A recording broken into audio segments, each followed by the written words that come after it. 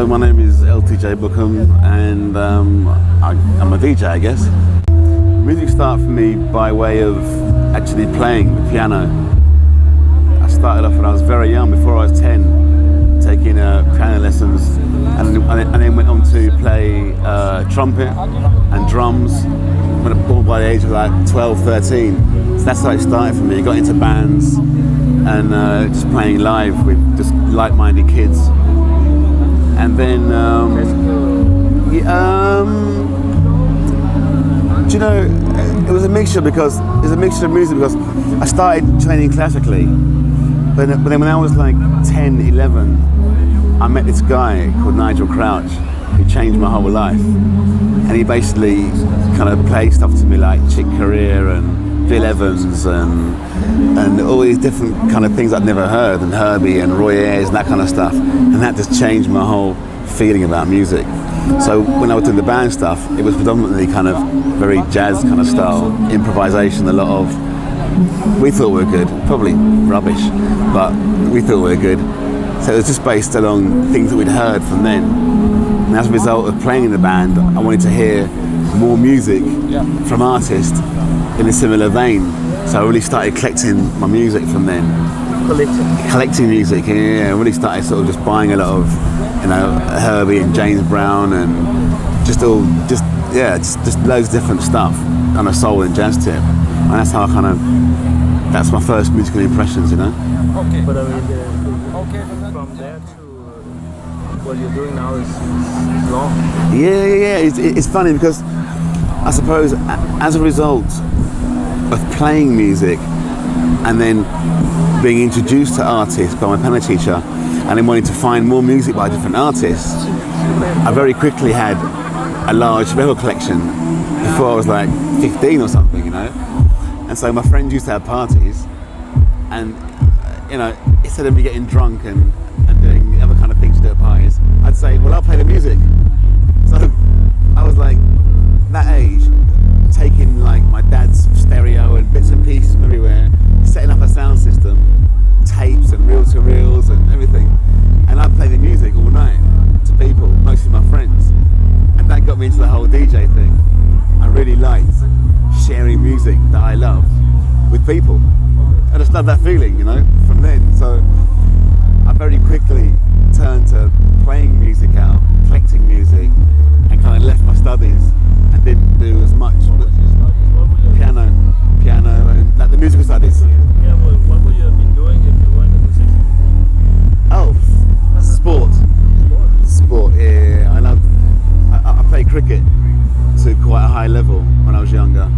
Tennis, football. Are you West Indian? No, I'm half Egyptian, half Ugandan. Yes, my dad's from Egypt, so mum's from Uganda. Because I think about the whole raga and that influence as well in young people. Yeah, I mean, when you were growing up in London in the 80s, it was the most exciting time. It was so exciting. You had a massive, at the beginning of the 80s, a massive reggae scene with all the sound systems like Saxon, Coxsone, Java and all these different things.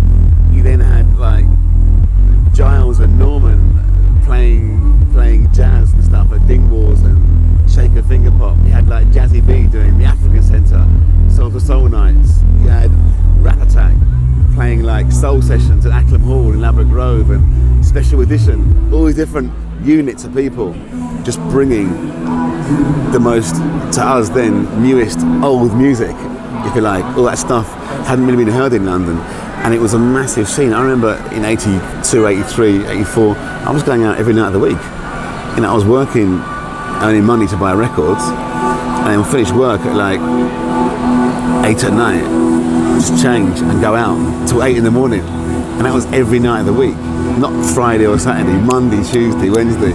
It was all soul, reggae, soca, calypso, just every style of music you wanted to go and hear, And then of course you had the birth of the acid house scene, acid house, which came later, the early hip hop stuff that came from America and everything else. It was just a melting pot of music and a really exciting time to be around it, and hard not to get involved in it, not want to be a DJ and play some of this music out to people, you know. And that was a big part of, I think, why I'm here now, you know. When you listen to music at your home, do you listen to radio or do you have a plan? It depends because now there's so many great digital stations that focuses on certain types of music. Sometimes I'll do that, you know, but most of the time, I mean, I still kept a lot of music. So most of the time, I've always got stuff that I haven't played or listened to. So I'll go in like my record room, put on an album, and just sit and listen to it, you know. And that's that could be anything. That could be a house thing. It could be an acid thing. It could be drum and bass. It could be breaks. It could be, you know. There's no form of music I don't like. No, there's no form of not at all. Because in every form, you can always find something that appeals to you if you dig deep enough. Because each format, each genre is so vast that you have to kind of take time to go through it to find, I think, what you love within that genre, you know? If you had asked me 20 years ago, where do I see myself in 20 years? I wouldn't have said in a park with 20,000 people playing Lonnie Liston Smith and Roy Ayers, and, you know, I wouldn't have thought that could be possible. So it's hard to kind of vision where I'll be in the next 20 years, but I definitely know I'll be involved in music. That's my life, you know. As a producer? Yeah, I think always as a producer. I'm not sure about the DJ thing.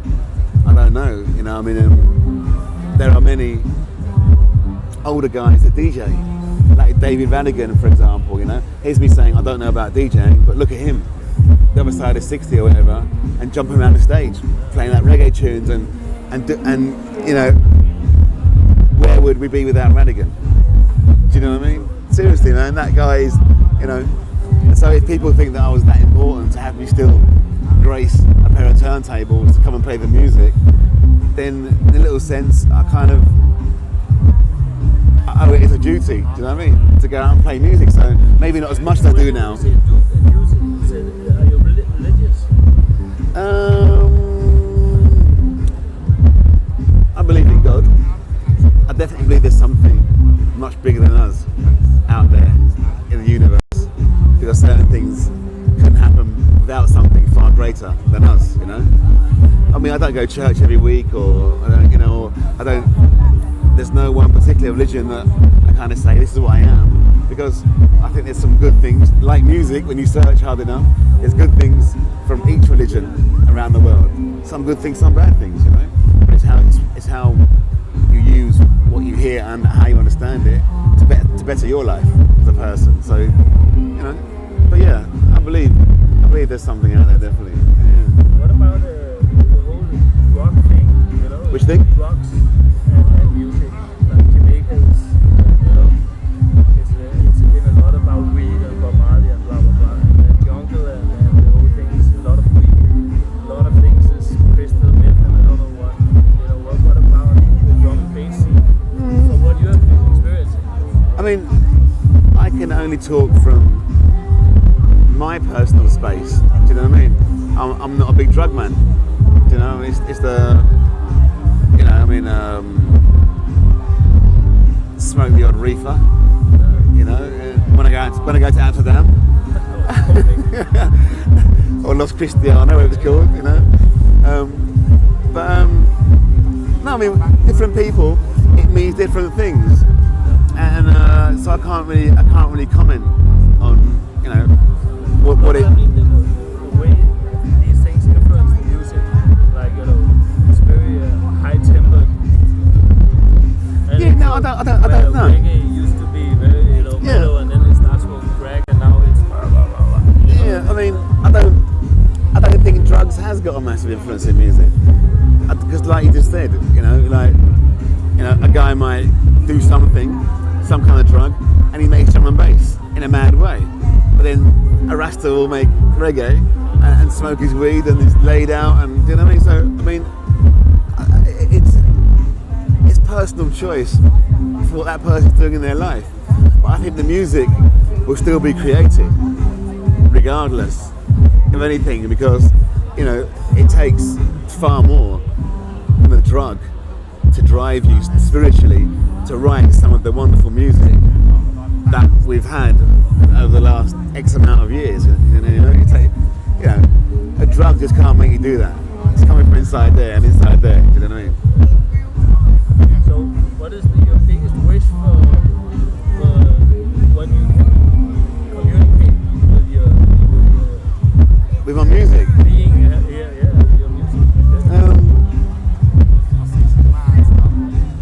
That's a good question. I don't know. I like to promote expression in my music because I don't believe even what I do, it should sound a certain way or it should have certain sounds in it. You know, that's why I love drum and bass, because people take bits and pieces from all over the place, you know, and put it together and make something that sounds quite amazing. There's no restrictions. So I'm a big kind of believer in free expression, you know, jazz, if you like, free expression. But you never go back to piano? Yeah, I mean, when I did the last album, I did play some stuff on there, but like anything in life, you have to be good at it, you have to practice it, you know, and you can't do everything all at once. Do a record label, go out DJing, write music, carry on your piano, you can't. I couldn't do it all, so something had to give. So piano and those things did. I do every now and again have a little play, but I'm not as good as I used to be when I was like 14 or something, you know. No way. So maybe one day I'll take it up and practice that. But with my music as well, I just love the way music brings everyone together. Yeah, I just love that universal language of togetherness that music brings, you know. And I've been so many places around the world and played in so many sort of diverse cultures within the one area. Do you know what I mean? And I just always think when I'm playing, I love that, how music can bring those people together and they can all dance, meet new people, and it seems like every kind of thing outside the club, in the world kind of thing, is forgotten about for those 5-6 hours or whatever. And I love that about music. I love that. Well, what about Egypt? Have you been playing that? No, basically, I found out that I was half Egyptian and half Ugandan about 3 years ago. And I'm 43 now. 43 this year. So it was when I was 40 that I found this out. I didn't know who my parents were or anything for like 39, 40 years. And then my friend, it's a long story, very long story, it's a long story. But my friend, he was working in Uganda and he phoned me and asked me what my original African name was. So I told him. And next day he came back and basically said he's found my uncle. Found your uncle? Yeah, and my uncle knows who my mother is. And my mother's been in Paris for like 30 years and she lived there, and so I got a number and phoned her up and we met. This all happened in like 6 months, you know? And then basically I went to Paris to meet her and she told me everything about who I am, I got loads of cousins, I got a massive family, you know, that I never knew existed. And my dad's from Egypt. I haven't been to Egypt yet, so that's something on the list of things to do. It changed your life or what? Totally changed my life. Because I think, totally changed my life. Because I think in life you have to know who you are. You have to know who you are. Without that, you're fucked. Excuse the expression, but it's true, you know. And you can do many incorrect things within life on your journey, searching for who you are and not understanding why you are and why you do certain things. So meeting my mum just totally just chilled me out and totally kind of put me at ease about, you know, I know who I am. I know why I do what I do. I know what makes me tick. I understand the things that I wanted to understand for like 40 years. Amazing. Because I mean, your life is very much lived at night, I suppose. You have gigs and music and night gigs. So you turn the whole... you must have... How do you mean? I mean, your whole life has been you play at clubs, you play at concerts, whatever. But it's a night job.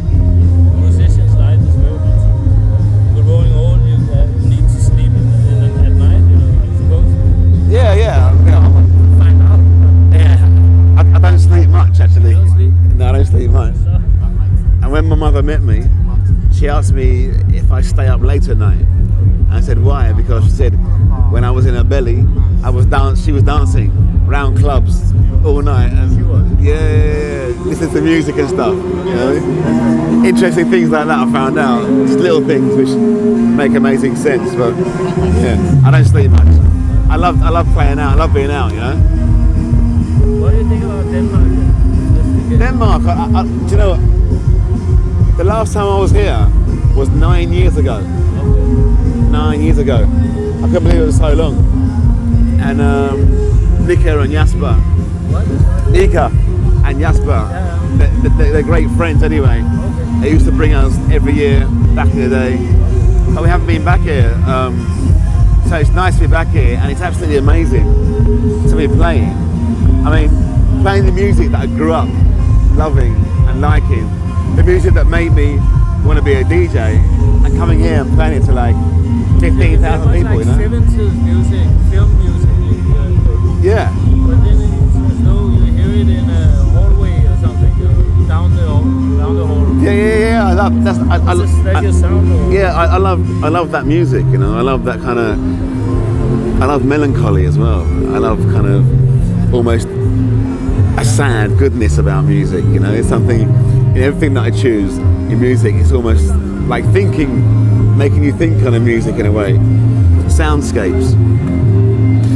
Yeah. So I mean, I kind of what I was playing today was just, you know, was my memory of the first tunes that I first heard that made me go, I love music, and that's the reason why I love it. This is the last question. At your funeral one day, what sort of music is going to be played?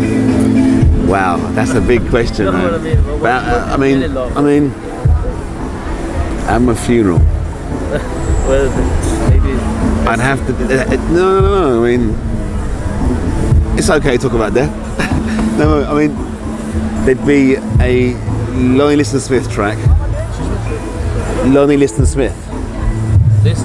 Liston Smith. Yeah. I play the track by him tonight. Okay. But he's my kind of all-time favourite artist. Whenever I play any of his music, it stops me in my tracks, and I have to listen. And I have to take it in, no matter how many times I listen to it over and over again. And so, at my funeral, there'd definitely be a Lonnie album being played at my funeral. Okay. Definitely, man, definitely. But I always feel like, you know, it's sometimes frees you up to listen to radio because you don't know what's coming up. Yeah. Whereas, you know, even though I have a lot of music, I know what to expect. You know?